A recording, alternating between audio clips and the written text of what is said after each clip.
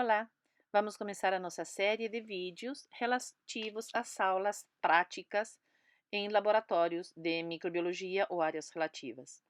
Então, é muito importante, antes de começar qualquer trabalho dentro de um laboratório de microbiologia, que a gente conheça as normas, conheça bem quais são os materiais que tem dentro de um laboratório, quais são os seus equipamentos, como é que eles funcionam, para minimizarmos os riscos de acidentes e protegermos a nós mesmos, aos materiais e tudo que tem dentro do próprio laboratório.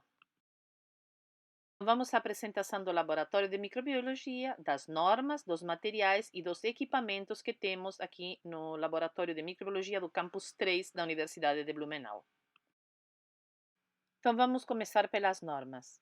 Então, é muito importante, não precisa decorar, mas temos que aprendê-las, ou seja, aplicá-las, porque nós temos que cumpri-las, por uma questão de segurança e não por um capricho de alguém.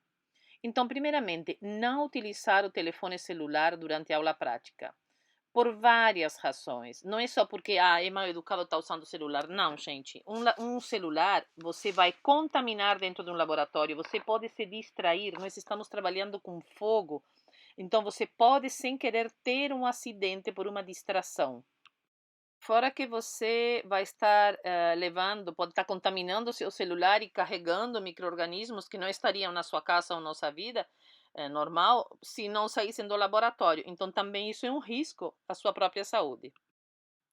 Sempre temos que utilizar jaleco comprido de algodão, de mangas longas e calçado fechado para nossa proteção, para protegermos não apenas a nossa roupa, mas a nossa saúde, o nosso corpo. É bom sempre retirarmos pulseiras, anéis e outros adereços durante as manipulações, porque a gente trabalha do lado do fogo, no raio de 15 centímetros. Nós podemos nos engatar, nos queimar, além de contaminarmos esses materiais. E vamos levar a contaminação para fora do laboratório. Temos que prender os cabelos, pela mesma razão. A gente está trabalhando com fogo, do lado do fogo, nós não podemos arriscar de fazer algum movimento com o cabelo, para quem tem cabelo comprido, e arriscar de pegarmos fogo no cabelo e provocarmos um acidente. Cada norma sempre surge a partir do momento que a gente vê riscos de acidente, ou que viu para a nossa segurança. Então, essas normas, muitas vezes, elas não são fixas, né? Elas vão ampliando de acordo com situações que a gente pode prever que possam vir a acontecer. O cabelo solto é muito perigoso. Também não devemos levar qualquer tipo de material à boca. A gente não sabe onde apoiamos o nosso material, o que teve ali, se foi bem desinfectado pelo acadêmico anterior, né, por quem utilizou. Então, não podemos levar nenhum tipo de material à boca para evitar uma contaminação. Também não devemos nem comer, beber ou fumar dentro do laboratório, né, pelos riscos óbvios. Temos que desinfetar a bancada de trabalho com álcool 70 antes e no final de cada aula prática, antes do nosso experimento. Para quê? Para evitar que o nosso experimento seja contaminado e dê um falso positivo, ou para evitar também de contaminar outras pessoas. No caso, se alguém se contaminar ou contaminar a bancada, tem que avisar o monitor ou o professor para poder tomarmos as providências daquela situação que acabou de acontecer. Bom, por motivos óbvios, sempre desinfetar as mãos antes de sair do laboratório. Então, temos pias com detergente, tem álcool iodado, álcool 70, tem desinfetante. Então, sempre que a gente trabalhou no laboratório de microbiologia, temos que sair de lá melhor do que entramos. Então, não podemos esquecer desse item. Também não podemos colocar materiais contaminados sobre a bancada. Em cima das bancadas tem frascos onde diz material contaminado, material de descarte, lixo. Então, sempre temos que colocar no local indicado para que depois o monitor ou o professor possam dar o caminho adequado para cada material. É muito importante que antes de ligar o bico de Bunsen, verificarmos presença de substâncias inflamáveis que estejam próximas, porque não podemos correr risco de sair explodindo o laboratório e a nós mesmos, certo? Então, trabalhamos com fogo, vamos prestar atenção o que tem do lado desse bico de Bunsen. Todo material da microbiologia ele deve ser esterilizado antes e depois de utilizá-lo. Então, em relação a alças, agulhas, pinças e outros materiais, principalmente na área de alimentos, como facas, garfos, enfim, materiais necessários, espátulas, colheres, depende da amostra, sempre devem ser flambadas antes e depois de ser utilizadas. Quando eu falo flambadas, é literalmente levá-las ao rubro no fogo, na chama azul. Temos sempre que seguir as normas do uso dos equipamentos, como autoclave, estufa, microscópios, etc. Pelo próprio bom funcionamento do equipamento, como por risco, né? Por exemplo, no caso da autoclave, de uma explosão, né? A estufa também pode pegar fogo. Os microscópios, porque senão vão parar de funcionar, nós podemos quebrar e podemos nos machucar. Assim como também verificarmos a tensão da tomada antes de ligar o aparelho, se é 110, se é 220. No laboratório, sabemos que os pontos de energia são todos de 220, mas tem muitos equipamentos que são de 110. Então, por favor, prestarmos atenção. Tem algumas tomadas no laboratório que também são de 110.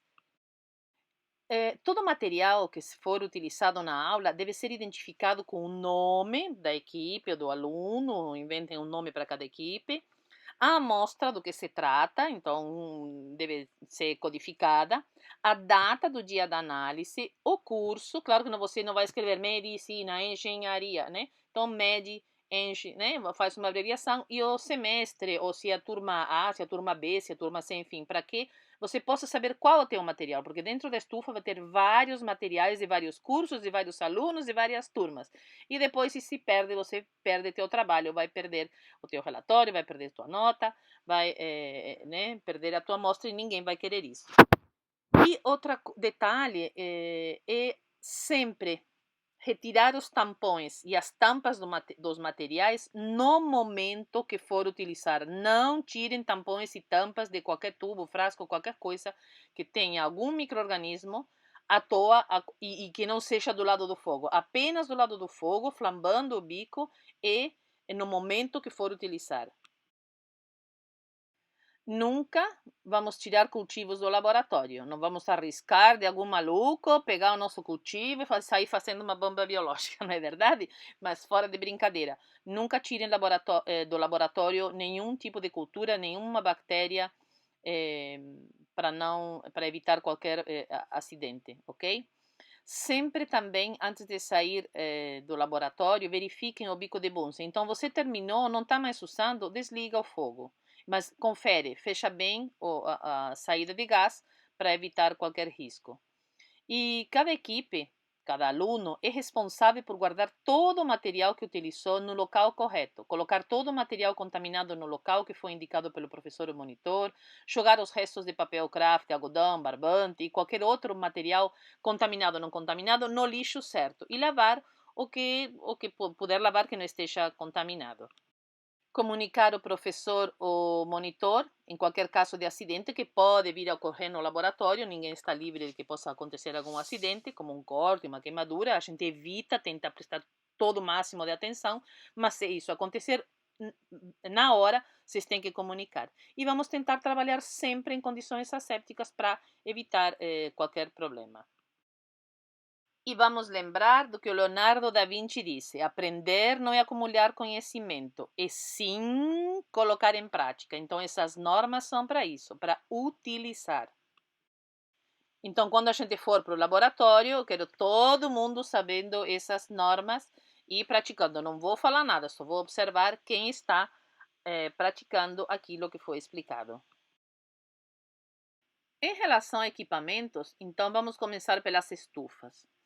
As estufas bacteriológicas, então, elas são utilizadas para quê? Para crescimento dos micro-organismos. Ali temos uma foto de uma estufa bacteriológica que a gente tem no laboratório e utilizamos a 36 graus.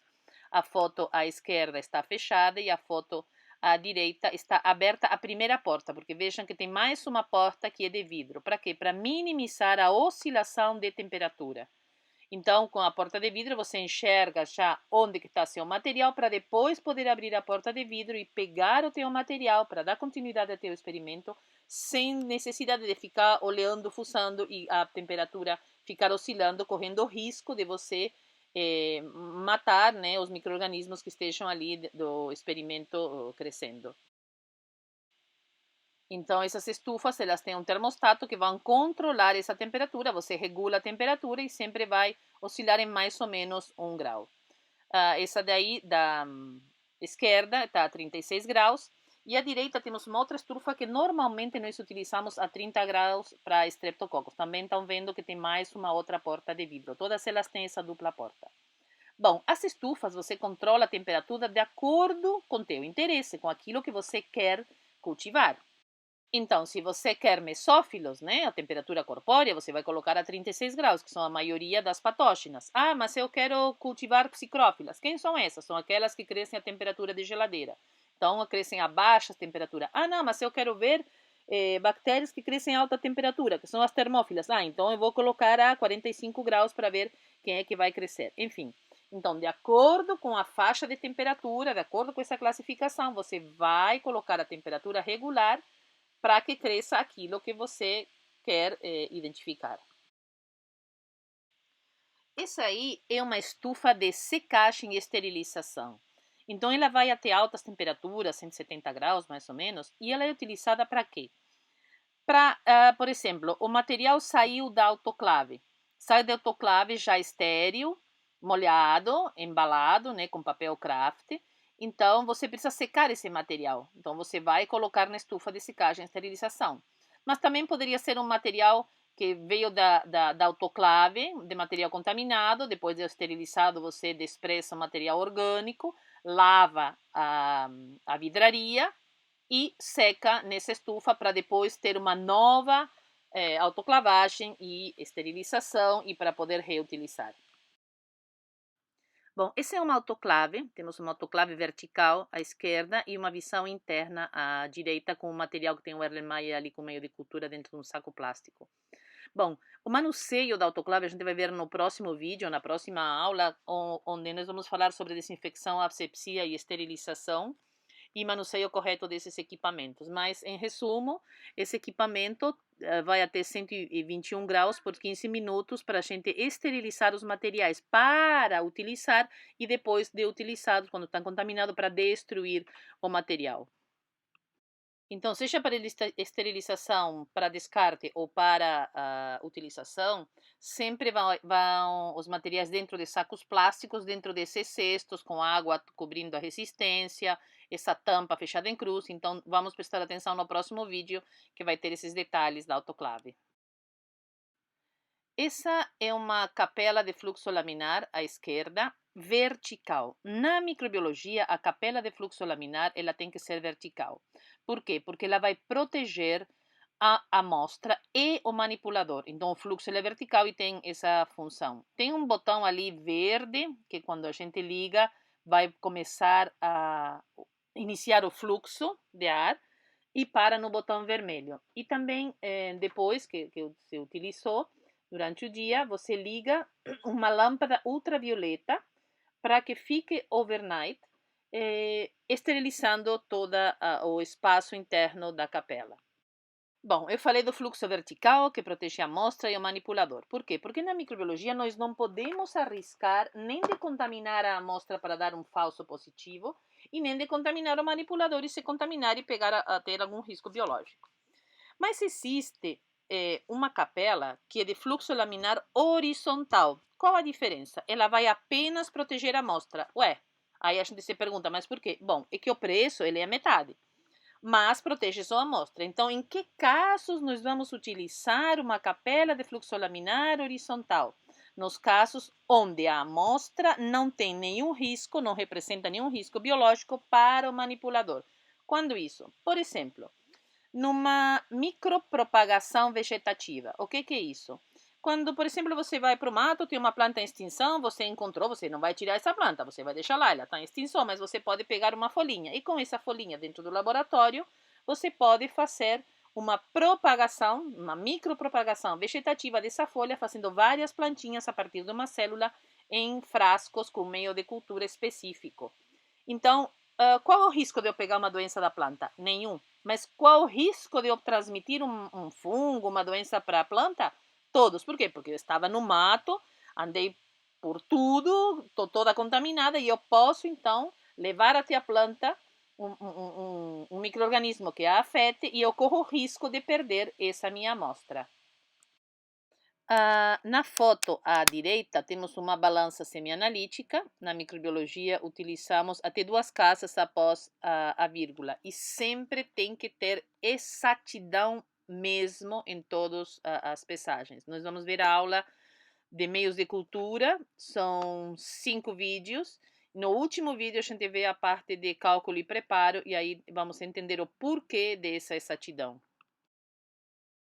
Esse é um contador de colônias. Do lado esquerdo está com a luz acesa e desligado à direita. O que é isso? Estão vendo que tem uma lupa e uma base onde a gente coloca a placa de Petri, onde nós vamos fazer um cultivo de das bactérias, fungos, o que for, né? Então, nós colocamos nessa base que está quadriculada por centímetros e com a lupa a gente vai conseguir visualizar melhor. Temos na lateral, embaixo do aparelhinho, um contador onde a gente pode utilizar manualmente existem canetas que você vai batendo e ela vai contando sozinha, ou se não, uma simples caneta retroprojetor com um contador do lado para fazermos contagens. Dependendo da área da microbiologia, é muito importante o número e a relação que se tem por volume de micro-organismos. Por exemplo, na área de alimentos, medicamentos, cosméticos, ou para também numa inoculação para a obtenção de um produto, você tem que ter um padrão, um número exato, uma diluição, você tem que saber de onde partiu, aonde chegou, para poder saber uma liberação, por exemplo, de um laudo. Se você não sabe exatamente quantos micro-organismos tem naquela amostra, você não sabe se pode liberar. E às vezes o número ele está no limite entre aceitar ou rejeitar a utilização de um produto. Então, isso é uma técnica simples, mais antiga. Hoje temos vários tipos de contagens, mas esse é um contador que sempre vai ser um contador e sempre vai funcionar. Esse é um deionizador de água. A água deionizada ou água desmineralizada é uma água que você retirou todos os cátions, né, e todos os ânions. Então, é um processo de intercâmbio iônico. Significa que você retirou todos os íons da água, menos o hidrogênio, claro. E ela é, ela é própria para experimentos científicos, tanto na área da química analítica, onde você necessita de uma água pura, quanto né, na microbiologia, porque você não pode ter interferentes. Então, a água deionizada, ela está livre de íons dissoltos, ou seja, que não tem átomos carregados eletricamente. Porque a água, normalmente, ela tem muitos íons, e no processo de ionização, você elimina essas cargas elétricas positivas, ou cátions, ou negativas, ou ânions. E você, entre esses íons positivos eliminados, na água estão, por exemplo, o sódio, o cálcio, o ferro, o cobre. A deionização, ela não elimina partículas orgânicas sem carga, como, por exemplo, a maioria das bactérias ou vírus, nem nenhum contaminante orgânico. Ela costuma ser usada em laboratórios onde a presença de íons vai causar alguma interferência na análise. Dá para beber, mas não é aconselhável fazê-lo, porque seu sabor e a sensação na boca não são muito agradáveis e também por carecer de minerais. E o cálcio e o magnésio se encontram na água, tem benefícios que são benefícios para a saúde. Então, não é aconselhado tomar água deionizada. A água deionizada ou água DI, ela é reativa pelas propriedades que vão começar a modificar tanto quando se expõe ao ar.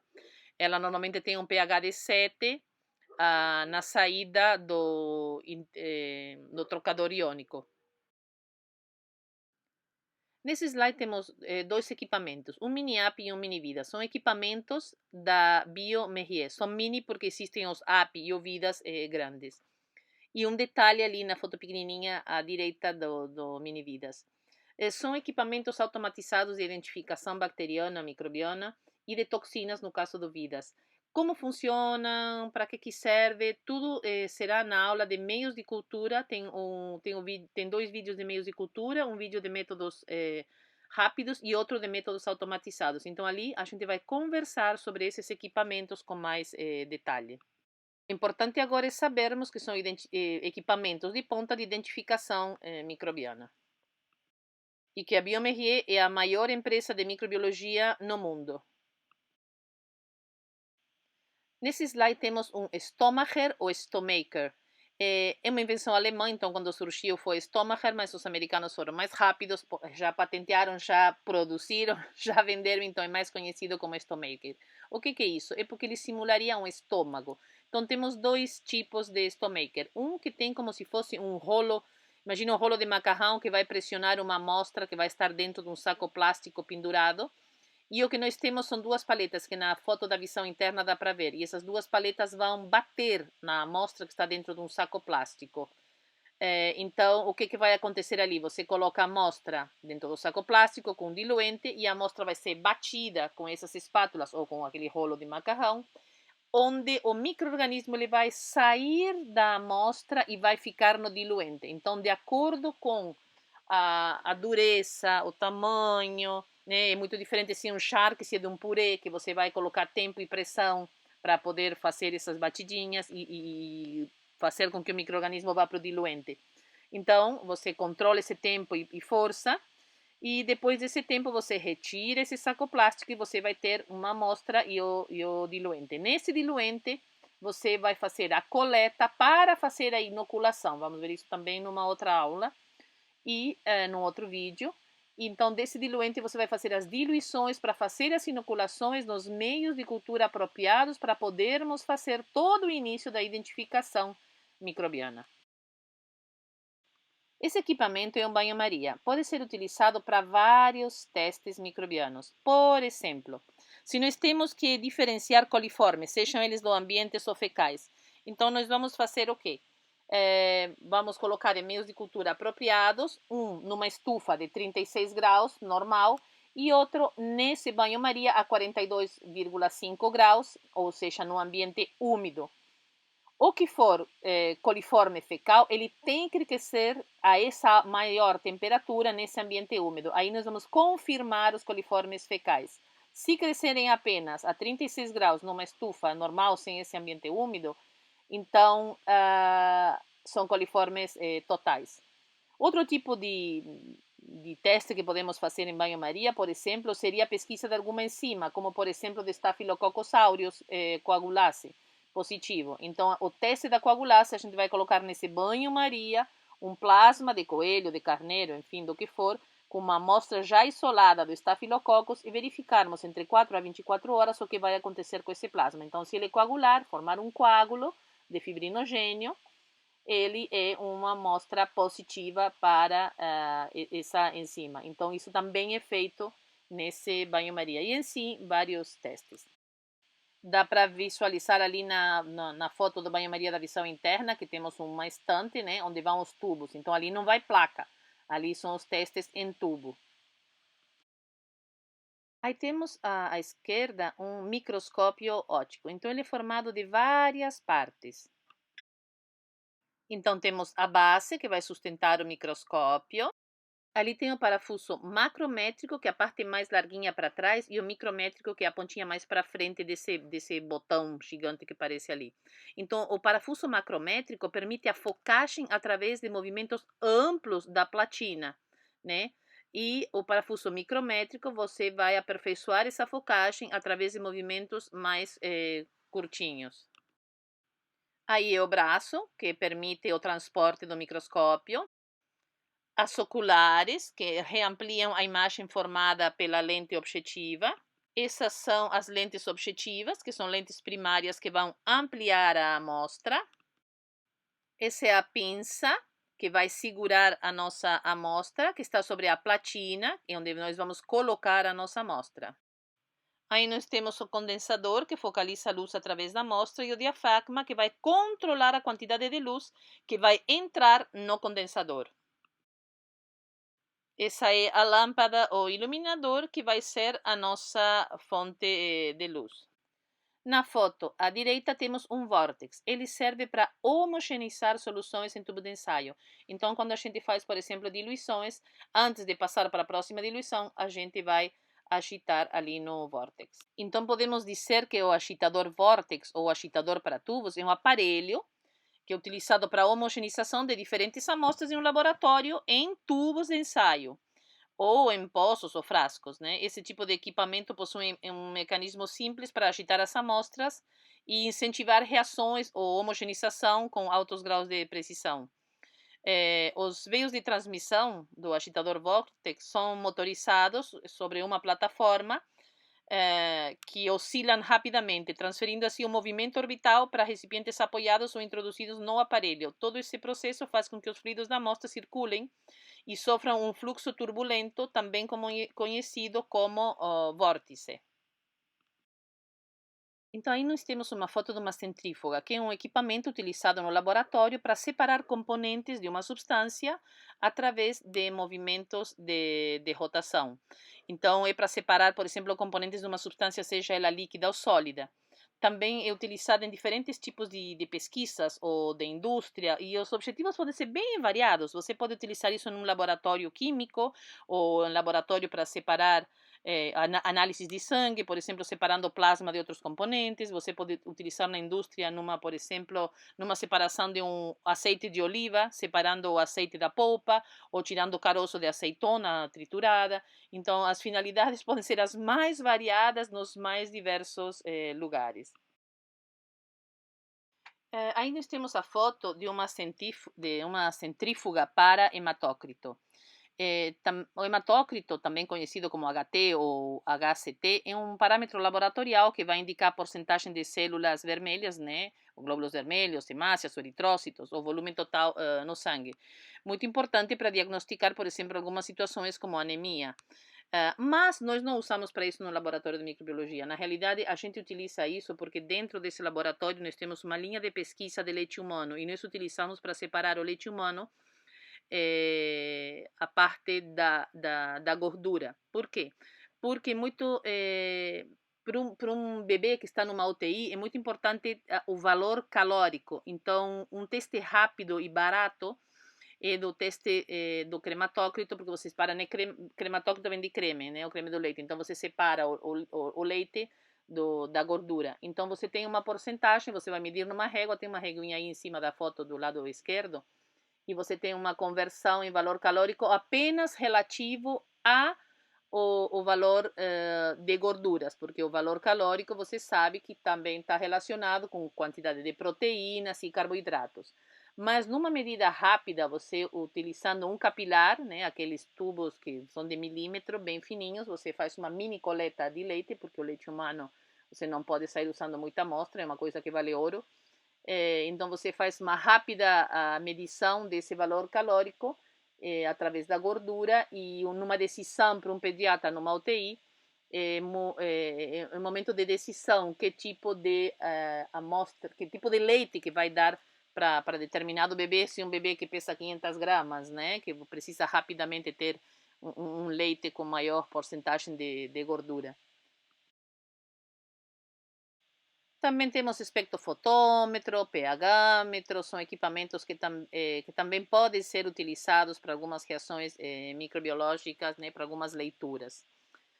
Também temos refrigeradores, freezers, filtros sites ou tipo millipore para filtragem de materiais que não possam ser autoclavados, lâmpadas ultravioleta para fazer esterilização de materiais e fazermos alguns testes com diferentes comprimentos de ondas, que eu espero poder fazer no laboratório com vocês.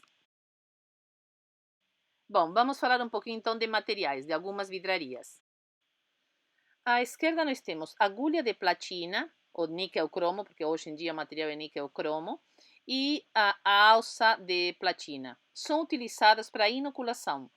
Nas técnicas de inoculação, no vídeo de técnicas de inoculação, a gente vai ver as diferenças. Quando é a agulha, que espeta o meio, e quando é a alça, que você vai transferir uma alíquota de micro-organismos. Tanto a alça quanto a agulha, elas estão sustentadas no cabo de Kölle. E à direita, nós temos a alça de Drygalski. A alça de Drygalski é utilizada numa metodologia específica para trabalharmos com alimentos ou medicamentos e cosméticos, onde você usa uma alíquota de 0,1 ml na superfície de uma placa de Petri com agar. Ela serve para espalhamento do inóculo sobre a superfície do meio. É como se fosse um bastão de vidro torto ali, dobrado, pode ser em L ou nesse triângulo, que você vai utilizar passando no álcool para esterilizar, também no fogo, e vai fazer o espalhamento em círculos. Em relação a alças e agulhas, eu consegui umas plásticas descartáveis, também eu não gosto, né? Não gosto nada que tenha, gere lixo para o meio ambiente. Então, essa seria uma alça e essa seria uma agulha, né? São plásticas, elas vêm em pacotinhos fechados, estéreis. Então, tubo de ensaio eu não tenho. Mas como é que se utilizaria, por exemplo, uma coisa dessas? Então, claro, do lado do fogo, flambando, você utilizaria isso, por exemplo, eu desenhei um tubo de ensaio, né? Então, todo lado do fogo, como é que nós vamos utilizar? O meio de cultura, por exemplo, ele poderia ser sólido, assim, reto. Então, eu vou utilizar isso como? Pego o inóculo e eu vou utilizar em picada dentro do tubo, certo? Então, eu faria aqui uma picadinha. Poderia ser num agar que está inclinado, que é assim, ó. Então, como é que eu utilizaria? Eu pegaria a amostra, faria a picada, aqui sempre sobra uma gotinha de água e eu faria um zigue-zague assim na superfície desse meio. Já a alça, ela não é utilizada para fazer picada, apenas seria na superfície ou nas placas, por exemplo, que você utilizaria deixando deslizar no meio. Claro que aqui teria que ter o meio de cultura. Aí temos as placas de Petri de 3 tamanhos, uma bem grande, porque é para fazer alguns testes específicos na área clínica, ou, por exemplo, também numa área de manipulação, onde você coloca, estampa a mão, por exemplo, do manipulador. As normais de 9 centímetros, que são as comuns de laboratório, e as pequenininhas para, por exemplo, presença, ausência de algum determinado patógeno, onde você não necessita nem contar e nem gastar muito meio de cultura, então você utiliza placas menores para gastar menos volume de meio de cultura, sua presença, ausência já vai te dar o resultado definitivo. E à direita são becas de variados tamanhos, né, normal de laboratório, que a gente também vai utilizar. Então, eu consegui com os laboratórios umas placas, né, porque nessa época da pandemia não dá para ir no laboratório, para vocês verem os trabalhos, os tamanhos das placas em relação à minha mão, né? Então, essa é uma placa que pode ser feita, por exemplo, para antibiograma, pode ser feita, por exemplo, para você, com manipuladores na indústria de alimentos, fazer um stamp da mão. Enfim, tem um diâmetro bem maior. Vou mostrar aqui para vocês o tamanho. Tá? Então, ela é uma placa que tem 15 centímetros, né, de diâmetro. Já essa placa aqui é a mais comum de laboratório, é a mais normal, de 9 centímetros, né? Essas aqui são todas plásticas descartáveis. No laboratório a gente utiliza de vidro. Eu não gosto dessas de plástico porque dá muito impacto ambiental, né? Tem muito descarte. E essas seriam aquelas, por exemplo, que eu falei, que são pequenininhas, como para, por exemplo, um meio ramba, um meio apenas de presença ou ausência de determinado patógeno. Então, não precisaria fazer uma contagem, que normalmente são nesse tipo de placa, porque você tem um fator de correção do volume, certo? Nesse slide temos várias pipetas, tipo pipetas Pasteur, nesse caso da foto são plásticas, então elas têm no máximo uns 8 a 10 centímetros, e pipetas volumétricas graduadas de vidro, que nós vamos utilizar de vários tamanhos, para as inoculações normalmente de 0,1 a 10 ml. As inoculações são sempre utilizadas estéreis, né? Então elas são embrulhadas em papel craft e autoclavadas. À esquerda temos tubos de ensaio de vários tamanhos, porque dependendo do teste que nós queremos fazer, vamos usar determinado volume. Por exemplo, se eu vou fazer um teste da coagulância, apenas eu vou utilizar 2 ml de cultura, 3 ml de plasma, então um tubo de ensaio bem pequenininho vai me atender. Mas se eu quero fazer um teste, por exemplo, analisar a flora, a microbiota de uma escova dental, Então a escova dental vai ter que entrar. Então nenhum desses tubos da foto vai me servir, porque ele vai ter que ser bem largo para eu poder introduzir a escova dental no tubo. Então, dependendo do teste, eu vou utilizar um determinado tamanho de tubo. Mais um pouquinho à direita temos o tubo de Durham. Vocês estão vendo que é um mini tubo, parece um brinquedinho de Barbie. Então, o que é isso? É um tubinho de ensaio bem pequenininho, que é um coletor de gás. O que é isso? Se eu quero verificar se uma bactéria ela é produtora de gás, como é que eu vou enxergar esse gás? Então, eu vou colocar esse tubo de Durham invertido dentro do próprio tubo. Quando eu colocar, tenho que inclinar o tubo de ensaio maior, porque se eu colocar ele na vertical e soltar, ele vai dar um vácuo e vai furar o tubo de ensaio e sair por baixo. Então, tenho que colocar de maneira bem delicada e inclinada, no ângulo de 40 graus. Então, quando você coloca o meio líquido e o micro-organismo produtor de gás crescer ali, ele vai produzir o gás. E o tubo de Durham ele vai segurar, aparecendo uma bolha e você conseguindo visualizar esse gás. Ali nós temos no roxo, esse é um tubo de glucose, um teste de glucose, e temos o Durham dentro. Então, ele é negativo para a produção de gás e para a glucose. Já nesse outro, nós podemos ver o Durham positivo, tanto para a glucose quanto para a bolha. Estão vendo que tem uma bolha de gás? Então, esse é o Durham coletando gás. Ali, logo embaixo do Durham, então, temos uma estante para colocarmos os tubos de ensaio, em pezinho bonitinho para podermos trabalhar. E temos pipetas eletrônicas e ponteiras. Temos vários tamanhos de ponteiras, de acordo com o que você programar a tua pipeta eletrônica em relação ao volume. E também a pipeta eletrônica ela vai ter uma capacidade de você, um diâmetro relativo à capacidade do volume que você pode programar essa pipeta. Temos vários tamanhos, vários modelos, várias empresas. Temos várias outras coisas, como frascos de diluição, meios de cultura. Nós vamos ter 5 vídeos específicos para meios de cultura. Temos reagentes, espátulas, coloração de grão e outras colorações. Também vamos ter um vídeo sobre coloração e Nielsen. Temos ali um frasco Kitasato, que também está explicado num outro vídeo. Frascos de Erlenmeyer, funis, várias outras vidrarias normais de laboratório, né? Vidrarias comuns a todos os laboratórios. Assim como balão, provetas de vários tamanhos, porque todo preparo sempre tem que ser muito exato. Então, normalmente, preparos de meio de cultura em balão Erlenmeyer, as provetas são sempre utilizadas para fazermos todas as medições. Também bastão de vidro, vidro de relógio, lâminas e lamínulas para microscópio, Eppendorf, para, por exemplo, guardarmos micro-organismos no freezer, né? Nós temos uma bacterioteca com várias amostras de micro-organismos para podermos utilizar na aula e fazermos demonstrações bioquímicas. Quero agradecer ao Rafael Patinho, do curso de medicina, voluntário, que me auxiliou ali com as fotos no laboratório no meio dessa confusão de pandemia agora em 2020.